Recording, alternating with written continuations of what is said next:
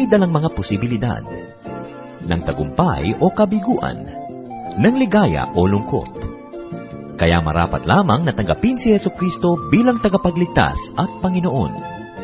At matapos yon ay panariwain ang katapatan at paglapit sa Kanya bawat araw o day by day. Ang day by day ay naglalayong umalalay sa pang-araw-araw na pamumuhay Kristiyano.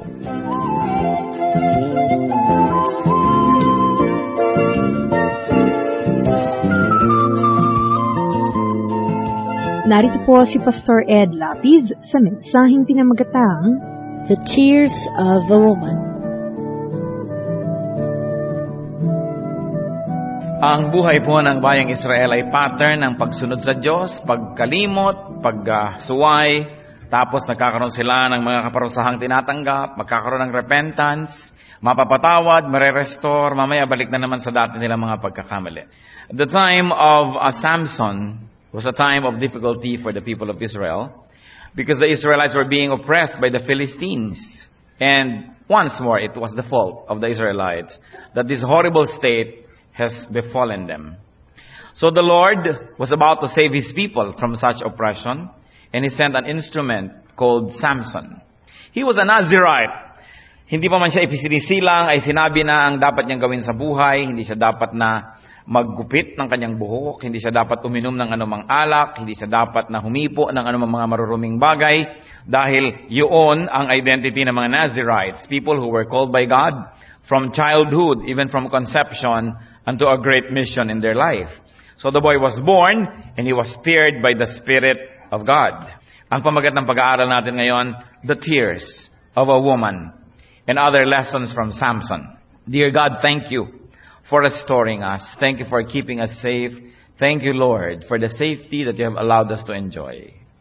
Salamat sa mga pag-iingat mo, sa mga kapatid naming naglakbay kung saan-saan, sa mga kapatid naming nanatili lang sa mga tahanan, subalit ganun pa man, pare-pareho kami nangangailangan ng pag-iingat nyo. Thank you, Lord, for the privilege of worship. You're victorious in our life today because we are worshiping you. Hindi po lahat ay nakapagpasya ng tama at hindi lahat ay nagwo-worship sa iyo ngayon. Merong mga nasa lugar na mga bisyo. May gumagawa ng mga masama. Meron sa mga hindi dapat puntahan. Subalit nagpapasalamat kami, Panginoon, sa iyong awa, sa iyong grasya. Narito kami, sumasamba sa iyo, doing the best thing. Because what can be better than worshiping you? So we ask you, Father, let your presence be upon us. Let your favor be upon us. Favor us with wisdom that we may understand and apply your words in our life. And we pray, Father, that you may continue to protect us from all harm. From harm coming from evil men and evil spirits. From malicious plans that may be hatched against your people today. All this we frustrate in the name of Jesus. And we place ourselves under your protective custody, under your care, under your love. Lord, you are our fortress, the tower we run to. And we ask you, protect us from harm coming from the outside and from that which comes from within our heart. Lead us unto greater godliness. Be our speaker. Restore us, Father. Forgive us our sins. And may your name be glorified in our midst. Lift us up to another level of spirituality where we can understand you more and be more like your Son, Jesus. We thank you, confident that you will ask this prayer as we ask, Lord, that you use your servant as your footstool, as a channel of your blessing, but be the source of all the good things. We praise you and thank you. In Jesus' mighty name. Amen. The tears of a woman. Judges 14, 1-4. Fully grown na po itong si Samson. Isa na siyang binata and apparently marriageable. Samson went down to Timnah and saw there a young Philistine woman. When he returned, he said to his father and mother, I have seen a Philistine woman in Timnah. Now get her for me as my wife. His father and mother replied, Isn't there an acceptable woman among your relatives or among all our people? Must you go to the uncircumcised Philistines to get a wife? But Samson said to his father, Get her for me. She is the right one for me. His parents did not know that this was from the Lord, who was seeking an occasion to confront the Philistines. For at that time, they were ruling over Israel. And may the Lord bless us as we journey through this colorful life of Samson. So Samson, the hero to be, grew to be a man. Saw a Philistine woman and asked his parents to get her for his bride. Ito ang kaugalian noon na ang mga magulang ang kumakausap sa mga magulang ng babae at sila ang nakikipagkasundo para sa kasalan. The parents objected because the woman was pagan. Bawal na bawal yun. Sabi sa Deuteronomy 7:1 and 3 at iba pa mga verses actually, when the Lord your God brings you into the land you are entering to possess and drives out before you many nations, the Hittites, Girgashites, Amorites, Canaanites, and Perizzites, Hivites, and Jebusites, 7 nations larger and stronger than you, do not intermarry with them. Do not give your daughters to their sons or take their daughters for your sons. At inulit pa ito sa Exodus chapter 34, Judges chapter 3, etc. But Samson insisted. Nagtaka ang mga magulang. Kinakapos ba ng kababaihan ng ating bayan para ikaw'y humanap pa ng mapapangasawa doon sa lahi ng mga kalaban natin? Pero sabi ni Samson, siya ang nararapat para sa akin. And this statement that says, she's the right one for me, the Hebrew equivalent is, he did as he saw fit. Siya ang nasunod, and this was going to be a recurrent theme in the life of Samson. Siya ang nasusunod sa buhay niya, at hindi yung sinasabi ng mga magulang o sinasabi ng kanilang kaugalian. But unknown to his parents and to himself, that impulse to marry this foreign woman was from the Lord. Ang Panginoon pala ang nagtanim sa puso ni Samson na hangarin na mapangasawa itong babaeng ito dahil may plano ang Diyos. Balak niyang guluhin ang relasyon ng mga Israelites at mga Philistines sa pamamagitan ng kasalan na ito. Sapagkat ang mga Philistines at Israelites ay sobrang na yatang nagkapalagayang loob. Nalimot na ng mga Israelites ang utos sa kanila ng Diyos na huwag kayong makipagmabutihan sa mga taong yan, huwag kayong makikipagpakasal sa kanila. Ang dami-dami ng intermarriages na nangyayari, hindi nakakaiba. At sapagkat nagpakalapalagayang loob na ito, ang Diyos ngayon ang gagawa ng paraan para sila mag-away dahil ayaw ng Diyos na ang kanyang mga anak na Israelite ay nakikipagmabutihan dito sa mga pagan people dahil alam niya, in the end, ang mahahawa itong mga Israelites at sila ang madadala sa idolatry. What are the lessons initially? That the Lord's will is above and beyond the comprehension of men. That the Lord's will is beyond His own natural decrees or situational law and decrees.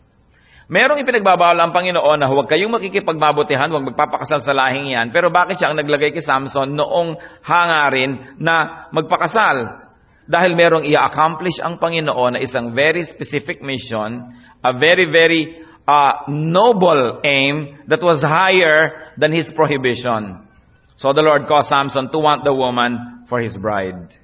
Alam niyo naman ang Panginoon, may sariling isip. Sabi niya sa Isaiah 55:8, for my thoughts are not your thoughts, neither are your ways my way. So on special cases, God may override and direct man's free will. And God may even, on some occasions, contradict Himself. And why not? Siya naman yung Diyos. Nakita po natin dito, ipinagbabawal yung mag-asawa yung mga Israelites with this lahi. Pero siya pa rin naglagay kay Samson ng paghahangad na mapangasawa yung babaeng yun. Kasi may mas mataas siyang layunin. Alam natin na yung mga spies ng Israel nung lumipat to sa kabilang lupain, pinahahabol ng hari, itinago nitong isang babae. Nagsinungaling pa nga yung babae sa sarili niyang mga kababayan. Wala rito. Samantalang tinabunan niya ng mga kung ano para huwag makita. Anong nakita natin? Pinagpala pa ng Diyos yung babae. Yung mga kamadrona na mga Hebrew women, tinawag ng Pharaoh. Yung mga kababayan nyo, sobrang dami na ang iniaanak. Nakakatakot na kayo, overpopulated na kayo, baka nyo kami labanan. So pag kami kababayan kayo ng anak ng lalaki, patayin nyo, ha? Opo, sabi ng mga kamadrona. Hindi naman sinunod, ang dami pa rin ipinanganak na lalaki at nabuhay. Ipinatawag ng Pharaoh, akala ko may usapan tayong papatayin nyo yung mga bata pag lalaki, ano di nyo pinapatay? Sabi ng mga kumadrona, kasi malulusog ang mga babaeng Israelite. Pagdating namin, nagja-jack and point na ang mga tang ipinanganak. Ipanganak na, buhay na, paano pa namin sasabihin at pipisilid ang ilong at sasabihin, ay patay ang bata, nag-uuuha na. Nagsinungaling na naman sila. Ano na naman ang nangyari? Ang sabi sa Bible, and God blessed them. They had their own husbands and families. Pero yan kasi, ang God ang gumawa ng batas, siya ang pwedeng gumawa ng exception. Tayong tao na hindi gumagawa nun, wala tayong karapatan na gumawa ng exception dyan. Because God has a higher cause than His technical law in some instances. At nakita natin yan, operational na naman sa buhay nitong si Samson. Daniel 4:17, the Most High is sovereign over the kingdoms of men. So, sino ang makakapagtanong sa Diyos kung yun ang gusto niyang gawin? Kaya ang lesson po din natin dito, mga kapatid, do not be too fundamental. Do not be too dogmatic. Even God bends His own rules for a higher cause. Kaya huwag tayo masyado namang bukis na bukis. Kasi sometimes sobrang bukis ang pagtingin natin sa ating pananampalataya, sa Bible, na sa pag-i-implement natin, actually, nasakta na yung mga tao na dapat sana ay gumaling. Lumala na ang problema na dapat sana ay nalutas dahil sobrang nagiging bookish. And sometimes we have poor scholarship. Akala natin ganun yung sinasabi ng Bible, ganun yung interpretation. Paano natin malalaman na medyo mali yata at questionable ang ating interpretasyon at pagbasa dyan? Kung ang nagiging bunga na ay oppression to the people who obey the Word of God rather than liberation. Na nangyayari na yun, nakasama na sa kanila at ang hirap-hirap na nangyayari sa buhay nila sa pagsunod lang technically, no? To the word that was written there. Kaya humihingi tayo ng wisdom sa Holy Spirit. Paano i-apply? Lalo pa nga, pag nagmumukhang yung literal application will contradict the very Spirit of God. So complex matter, yung pagtingin sa interpretation of Scripture. Salamat na lang, konting-konting mga bagay lang ang dapat dumating at pwedeng dumating sa ganong uri ng kalituhan ng mga tao. Because nearly everything else is very clear and very explicit. But, do not be too dogmatic, especially about your own interpretation. Because your interpretation doesn't necessarily mean that it is what the Bible means. So, pag nagiging oppressive tayo, nakakapang-api na tayo, hindi na tayo nakakapagpagaling ng mga sakit ng mga tao, dapat tayo mag-isip, tama ba ang pag-a-apply ko ng Word of God? Another lesson we can learn is that when God's people do not wage war against God's enemy, God can stir up trouble to put His people at war. O halimbawa, may kalaguyo kayo. Sobrang na kayo nagkapalagayan ng loob, nagkahulihan ng loob, at nahulog ang loob. No? Ano nangyayari? Kung kayo ay anak ng Diyos, ang Diyos na ngayon ang pwedeng lumikha ng gulo para magkaroon kayo ng misunderstanding, para kayo magkaroon ng away, at nang mapahiwalay ka dahil kahit napanatag na ang loob mo sa Kanya, ay ayaw pa rin ng Panginoon na patuloy kang mabubuhay sa kasalanan. Kaya kung meron na tayong halimbawang partnership with evil, partnership with sin and sinners, partnership with a sinful enterprise, tapos nakikita natin things are beginning to go wrong, it can be the hand of God. Kasi kung sobrang ng peaceful ang relationship with the enemy, tulad ng kay Samson, pwedeng guluhin niya ng Diyos para mapilitan kang umalis doon. When you make peace with sinners, when you befriend sinners or partner with sinners, God can cause trouble between you and the partner to extract you from the unholy alliance. Kaya even that should be thank God for. Dapat we should be thankful for that. Na things are going wrong, pero sabi mo, but to begin with, hindi naman talaga ako dapat nakikipag-partner sa mga ito. So, Diyos na marahil lang kumikilos talaga dahil kung ako lang ang masusunod, ay hindi ko naiibahin pa ang aming magandang pagpapalagayan. Kaya importanteng sensitive tayo to events. Judges 14:5-9, as we keep on reading. Samson went down to Timnah together with his father and mother. As they approached the vineyards of Timnah, suddenly a young lion came roaring toward him. The Spirit of the Lord came upon him in power, so that he tore the lion apart with his bare hands, as he might have torn a young goat. But he told neither his father nor his mother what he had done. Then he went down and talked with the woman, and he liked her. Some time later, when he went back to marry her, he turned aside to look at the lion's carcass.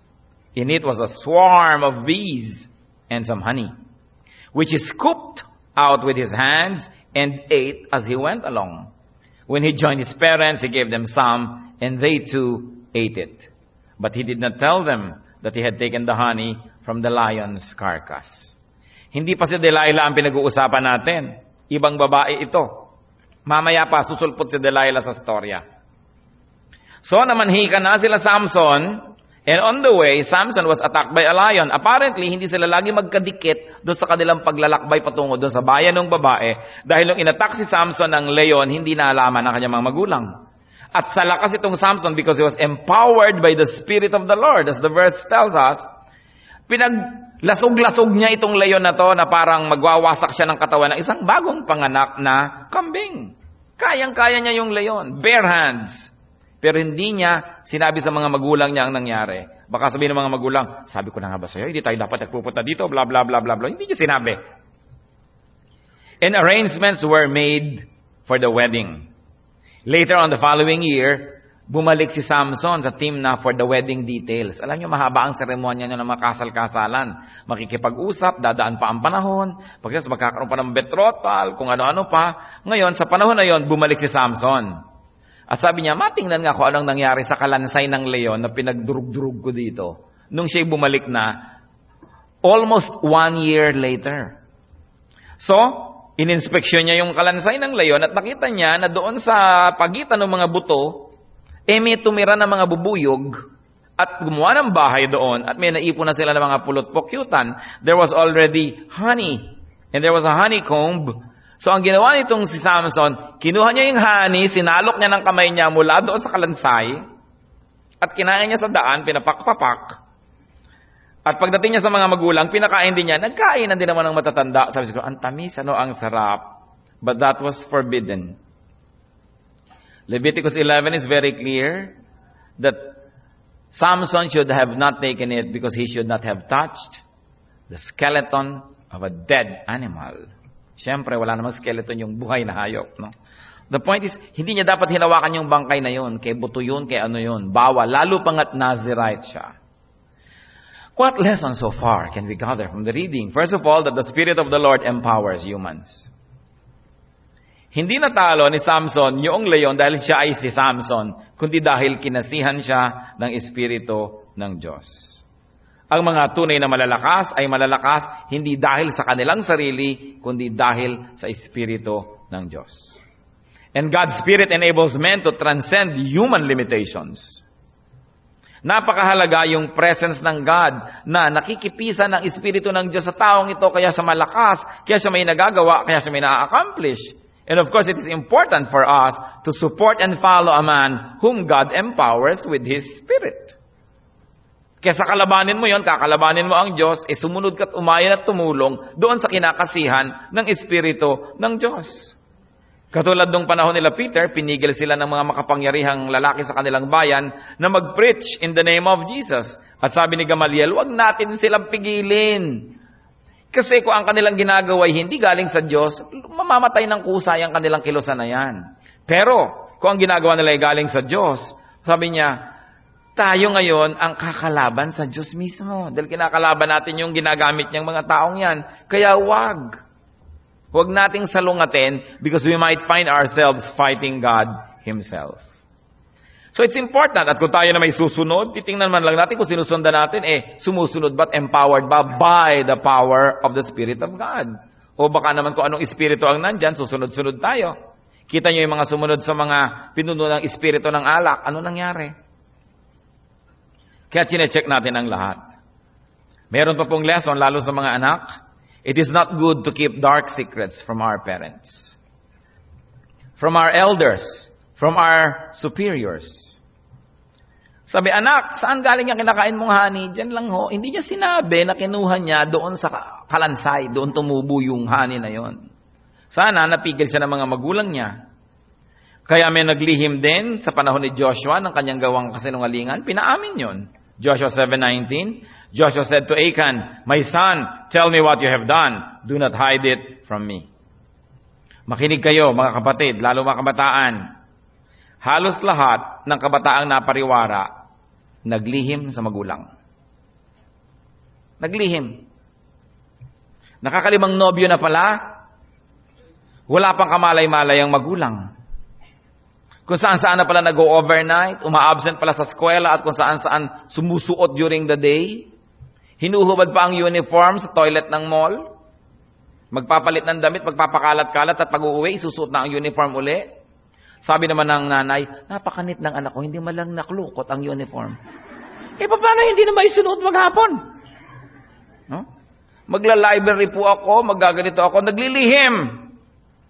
Kaya mga anak, hindi dapat mapaglihim sa magulang sapagkat alam nyo, kung may problema kayo, kung meron kayong pag-ibig, kung meron kayong suliranin, sabihin nyo sa magulang nyo kasi sila ang kauna-unahan at kahuli-hulihang tutulong sa inyo mula una hanggang dulo sila. Hindi yung pag ang laki-laki na ng problema at saka palang sasabihin sa magulang, nanay, pregnant po ako. Ha? Gano'ng katagal na? 10 months na po. Hindi ko na halata. Kung kailan huling-huli na at saka palang sasabihin, nagda-drugs yung pala na ibenta na ang lahat, kung ano na nangyari kada drugs, saka palang mababalitaan ng magulang. Mga anak, kung may problema kayo, kahit na sa palagay nyo magagalit ang magulang nyo, sabihin nyo. Kasi sila pa rin ang tutulong sa inyo, walang iba. At kung malalaman naman nila, 3 years from now, magagalit din yun ngayon na lang, para bukas, tapos na yung galit niya. Agahan nyo na, huwag kayo naglilihim. Inilihim ni Samson na kinuha niya sa maling paraan yung honey. Nagkain na naman ng mga magulang, pati sila nadamay. At may isang lesson tayo dyan. Bagamat hindi naman guilty yung mga magulang ni Samson. Parents, recipients, and beneficiaries, you should not just enjoy unclean honey from your children. Pag alam nyo na sama-sama na nang gagali, huwag na kayo makipiesta. Nagtataka kayo, yung anak nyo wala namang trabaho, bakit ang dami-daming inuuwing pera, tanggap naman kayong tanggap. Diba? Baka kung ano na, ibinebenta na ang kaluluwa para lang magkaroon. Hindi tayo tanggap ng tanggap. Checkin din natin saan ba nang gagaling ito. Kasi kung yung mga nagmamahal sa atin, napapariwara sa pagbibigay sa atin ng ating mga kailangan. Pero kung tinasabi natin, hindi natin kailangan yan, wag na lang, hindi valid na lang, wala tayo yan, basta maayos ang buhay mo. Titigil din sila eh. Pero pag sila na nakakitang ine-enjoy mo na yon, nahihirapan na rin yung loob nilang putulin yung supply sa'yo, napapasama na lang napapasama. Marami ako nagaganyan na nalalaman. Merong mga Filipina na mga mail order bride. No? Pupunta doon sa kung saan, halimbawa Australia. Napakasal kung kanino. Isang buwan lang pala siyang naging asawa ng pinakasalan. Pagkatapos ng isang buwan, ibinenta na kung kani-kaninong lalaki. Napasama na lang napasama. Hindi na ngayon makauwi ang Pilipina dahil panay na ang padala ng mga kamag-anak ng drawing ng paa. Panay na ang hingi ng mga pabango at kung ano-ano na. Paano pa siya uuwi sa barangay nilang Bigo? So napapariwara at napaparsubo na doon dahil sa mga kamag-anak na gustong mag-enjoy ng dirty honey. Kaya tayo mga kamag-anak, sabihin na lang natin sa mga anak natin, mga mahal sa buhay, sige na kahit magdildil tayo ng asin, kailangan malinis ang buhay mo. Huwag kang meron na, bakit pagkaganda-ganda ng cellphone mo, wala ka na mga nabuhay. Magtakataka naman tayo, saan kinukuha ang mga ito? Sapagkat yung materialism, yung advertising, marami tuloy mga kabataan ng kung ano-ano ng mga himalaan pinagagagawa, makasabay lang sa mga kabarkada. Kung yan galing sa masama, galing sa marumi, huwag nating enjoyin. At ipakita nating nire-reject natin yan. So that they will be encouraged to live upright lives. Although we may be wanting in some areas of our life, but our spirit is one with the Lord. At pag ganun tayo, gaano katagal yan, darating din ang blessing ng Panginoon. Ikinalulungkot ko talaga na napakaraming mga magulang din ang sila na yung nagtutulak sa anak nila para mapasama. Meron pa akong kilala, magandang bata, abay pinipilit ng ina na mag-prostitute. Yung ina ang pumipilit. Ibig-ibig kong barilin sa luneta. Itong inang ito. Sabi kasi ng bata, Pastor, di po ba sabi sa Bible maging masunurin sa magulang? Sabi ko, exemption na yan. Dahil pinapapunta ka na niya sa impyerno, magiging masunurin ka pa. Kailangan niya matuto kang tumanggi. Huwag mong gawin yan. Honey that came from a carcass eaten by parents. Sisiyasatin natin yan. Judges 14:10-15 as we continue reading. Now his father went down to see the woman, and Samson made a feast there, as was customary for bridegrooms. When he appeared, he was given 30 companions. Let me tell you a riddle, Samson said to them. If you can give me the answer within the 7 days of the feast, I will give you 30 linen garments and 30 sets of clothes. If you can't tell me the answer, you must give me 30 linen garments and 30 sets of clothes. Tell us your riddle, they said. Let's hear it. He replied, out of the eater, something to eat. Out of the strong, something sweet. For 3 days, they could not give the answer. On the 4th day, they said to Samson's wife, coax your husband into explaining the riddle for us, or we will burn you and your father's household to death. Did you invite us here to rob us? Yan. Bilang kasama doon sa pista ng kasalan, si Samson ay nagbigay ng handaan na 7 araw ang itinagal. Ang mga Philistines, binigyan siya ng kasamang 30 lalaki, as was the custom, at sila yung nadun 7 araw na nagpipista. Marahil, itong si Samson ay nakiinom-inom, nakitikim-tikim, ng konti-konti lang, at nung malagihay na siya at amoy chiko, nakipaglaro na, at nagbugtong. Sabi, magbubugtong ako sa inyo. Pag nasagot nyo, bibigyan ko kayo ng 30 set ng damit. Pag di nyo nasagot, ako bibigyan nyo. Ito yung mga usapang lasing hindi ba? So Samson gave a riddle. Alam nyo na ba yung sagot sa riddle? Out of the eater, something to eat. Out of the strong, something sweet. Matatapos na ang deadline, hindi pa masagot ng mga lalaki, so nakikutsaba sa kanilang kababayang babae na magiging asawa ni Samson. Yan ang problema ko, mapapangasawa mo, mas loyal sa tribo niya kaysa sa'yo. Kasi taga-ibang tribo. Sabi, papatayin ka namin, pati tatay mo, pag hindi mo nakuha yung sagot. Hingin mo, ibigay mo sa amin. And so, ang babae siyempre, gagawa ng paraan. Ever wonder kung bakit ang title ng ating message ay The Tears of a Woman? Judges 14:16-18. Then Samson's wife threw herself on him, sobbing, you hate me. You really don't love me. You have given my people a riddle, but you haven't told me the answer. Mga tampo-tampo ring. I haven't explained it to my father and mother, he replied. So why should I explain it to you? She cried the whole 7 days of the feast. Sounds familiar? So on the 7th day, he finally told her, because she continued to press him. She in turn explained the riddle to her people. Before sunset on the 7th day, the men of the town said to him, what is sweeter than honey? What is stronger than a lion? Nasagot. Samson said to them, if you had not plowed with my heifer, you would not have solved my riddle. Yun pong ang heifer, isang batang hayop na hindi dapat ginagamit sa pag-aararo. Sabi ni Samson, kung hindi nyo ginamit ang aking heifer, hindi nyo malalaman ang sagot. He was saying, if you did not misuse my wife, you would have not known the answer. So, nanganib na ngayon na matatalo yung mga Philistine men, nandaya na. At nakipagsabwatan ang babae, nagdrama ang babae, nagtampo kunwari, nagpatulo ng luha ng buhaya. No? Samson, sabi niya, hindi mo ako mahal, bakit hindi mo ibinibigay sa akin yung sagot? Sabi naman ni Samson, sa parents ko nga, hindi ko ina-explain sa iyo pa. Cry me a river ulit ang babae, nadaan naman sa iyak si lalaki, bumigay, hindi natin alam kung sa awa o inis. Pero nakapangyari pa rin ang babaeng marunong magpatulo ng luha. You know, many women have complete control over their lacrimal glands. So of course the woman betrayed Samson and gave the prized answer to her menfolk. The men were able to answer the riddle and won the bet. Samson cried, unfair! You plowed with my heifer. So anong lesson, mga kapatid? Do not get entangled with men of unknown reputation. Hindi niya kababayan, hindi niya kapanalig, hindi niya kauri. 7 araw niyang kasama na nagpipiging. Anong mangyayari? Madadamay at madadamay siya. Hindi kayo pwedeng makipag-inuman sa mga tao na hindi kayo madadamay. Hindi kayo pwedeng makipagmabutihan sa kanila, makipag-party at gumimik kasama sila nang di kayo madudungisan. Because they were people of questionable integrity. Psalm 1:1 says, blessed is the man who does not walk in the counsel of the wicked, or stand in the way of sinners, or sit in the seat of mockers. Huwag niyo sasabing nakikisama lang ako, nakikitungo lang ako. Yung hindi dapat pakisamahan, hindi dapat pakisamahan. Kung meron tayong dapat pakisamahan, ang Diyos ang dapat nating pakisamahan. At huwag natin siyang tinatalikuran para lang makipagmabutihan tayo sa tao. Another lesson, of course, is do not easily fall for a woman's tears.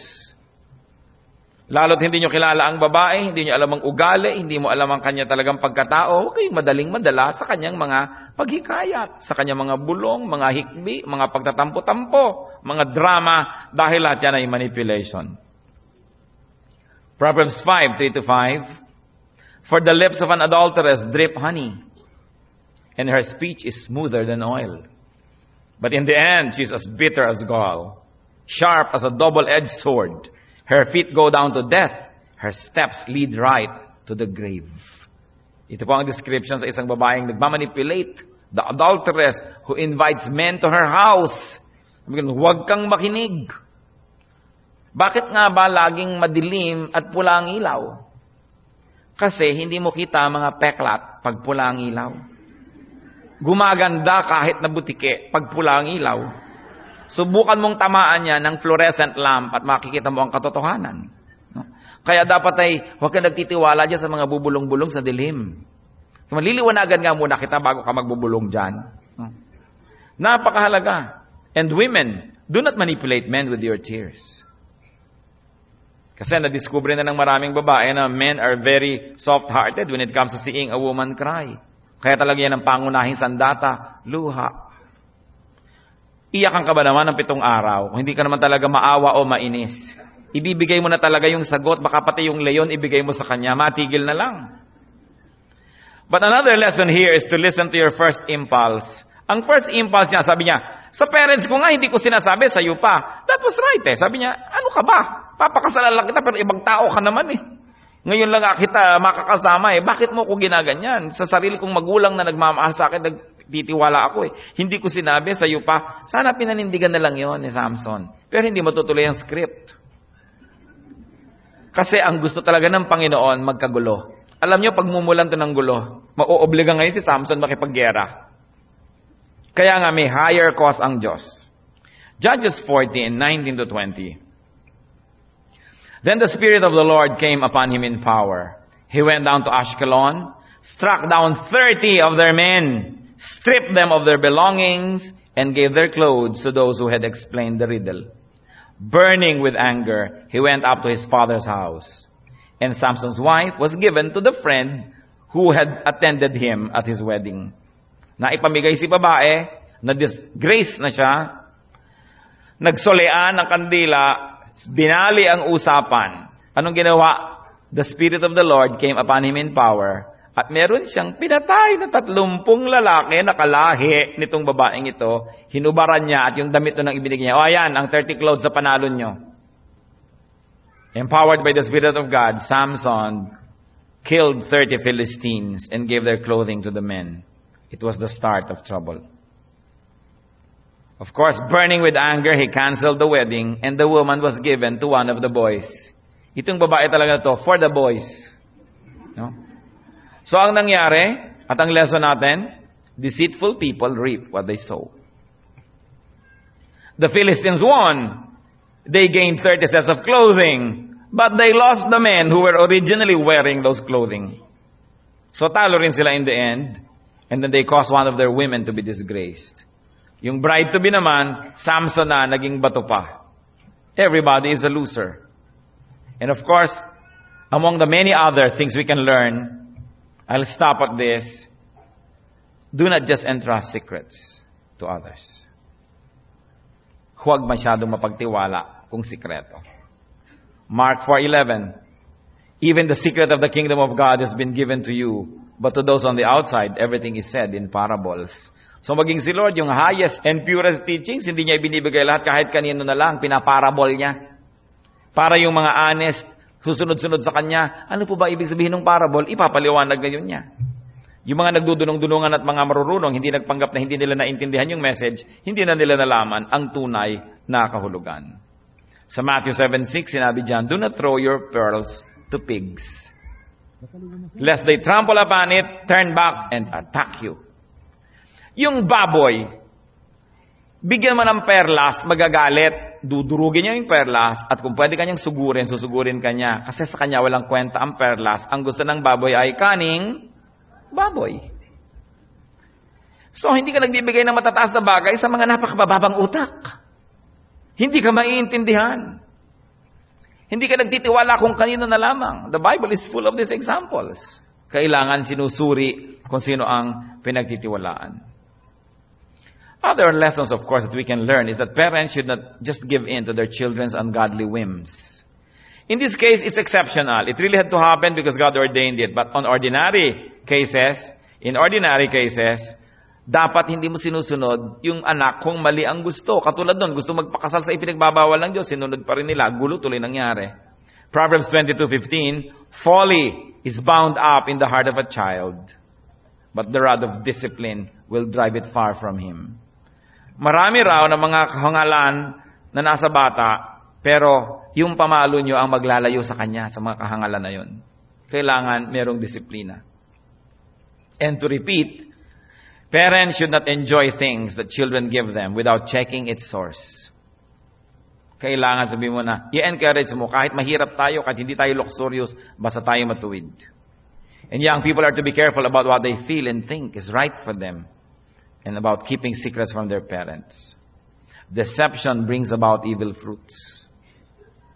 Hosea 10:13, but you have planted wickedness, you have reaped evil, you have eaten the fruit of deception.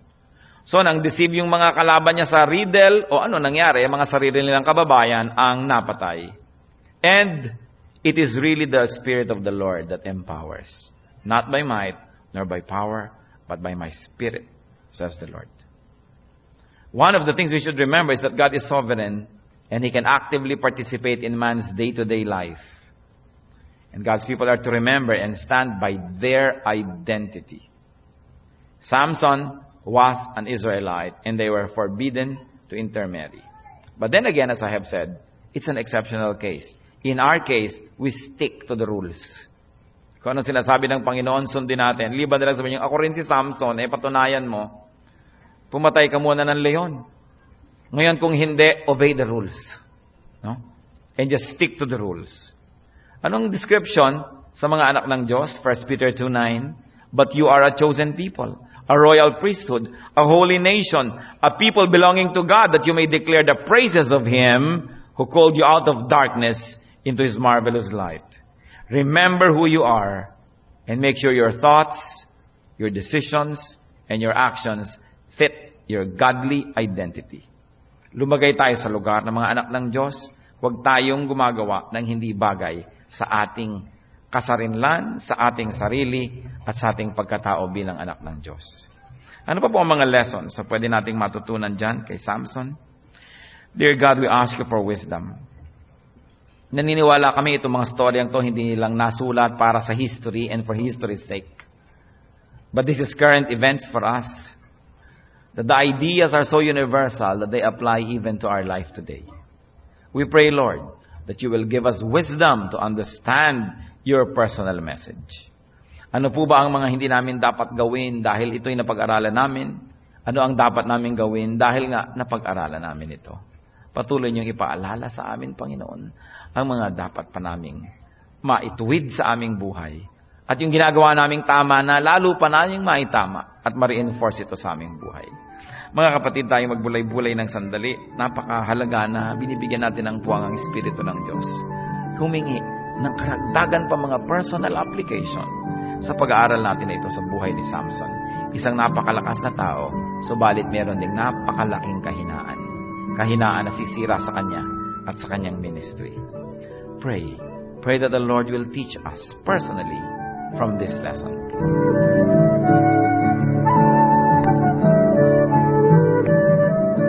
Ang katatapos pong mensahe ni Pastor Ed Lapiz ay pinamagatang The Tears of a Woman.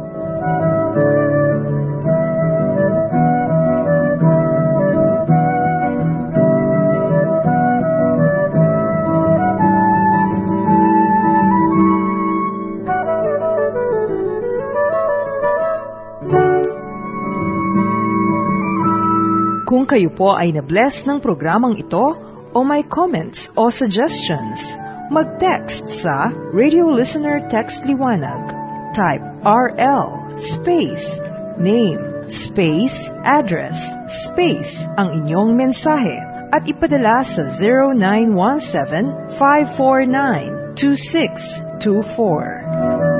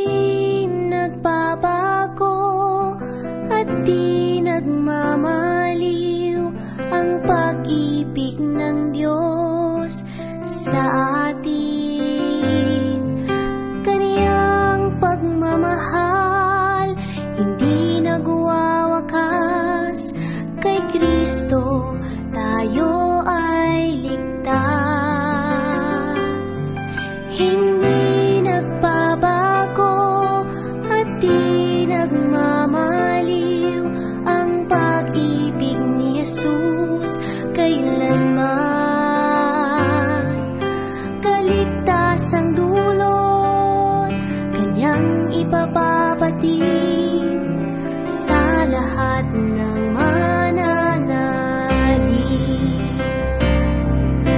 Ipagkatiwala ang buhay sa kanya, mga pasanin mo't problema, at iyong madarama kanyang katapatan, pag-ibig at kapayapaan.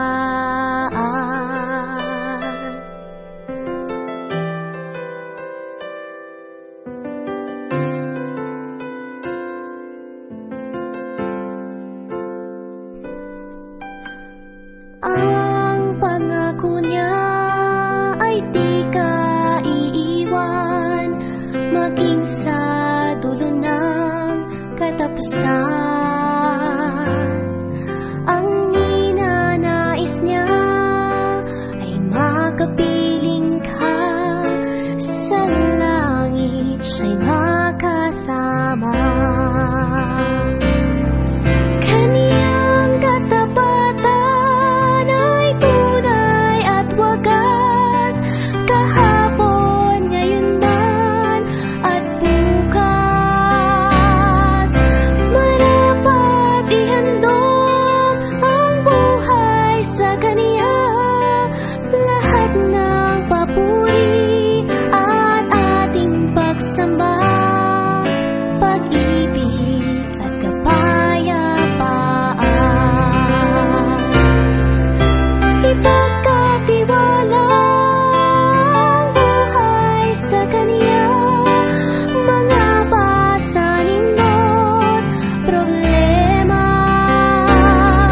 at iyong madarama kanyang katapatan, pag-ibig at kapayapaan.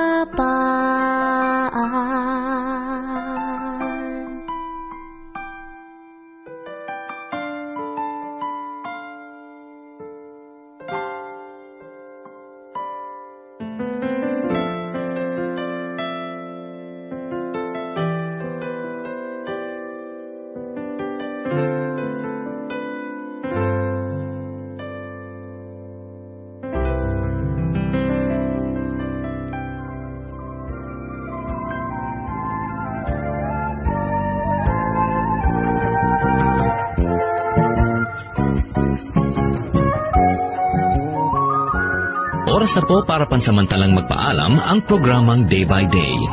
Nawa po ay napagpala kayo ng programang ito. Hanggang sa muli, magandang araw at mabuhay ang Panginoong Hesus.